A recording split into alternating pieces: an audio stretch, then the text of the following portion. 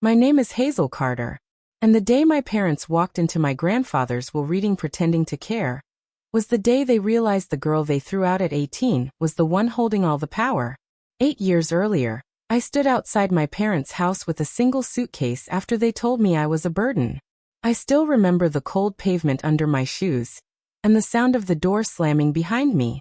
That night, I thought my life was over.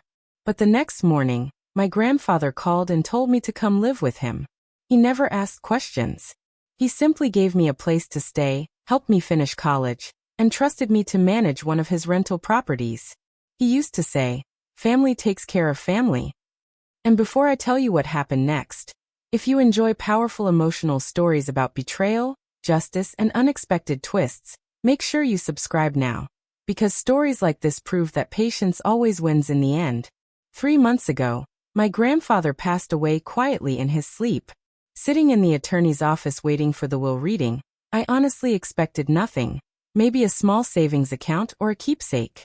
Then the door opened and my parents walked in. I hadn't seen them since the night they threw me out. Yet suddenly they were smiling, hugging me, pretending nothing had ever happened. My father sat beside me and said calmly, "Whatever he left you, we'll handle it." Something about those words made my stomach tighten. The lawyer began reading the will. First came the total value of the estate, $3,800,000. My parents' eyes lit up instantly. Then he read the condition. The estate would belong entirely to me, but only if I personally managed everything. No parent or relative who had abandoned me could control the money in any way. If anyone tried to pressure me, the inheritance would immediately be transferred to charity. The room went silent. For the first time since walking in, my parents looked nervous. Then the lawyer unfolded a handwritten note from my grandfather. "I know exactly who will show up when money is involved. This condition exists to protect my granddaughter from the same people who abandoned her."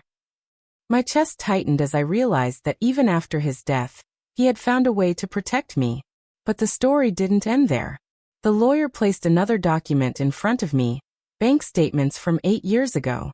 Large withdrawals highlighted in red. $600,000 taken from my grandfather's account, signed by my father. My breath caught.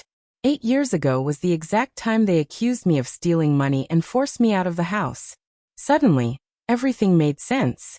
They hadn't thrown me out because I was a burden. They threw me out because they needed someone to blame.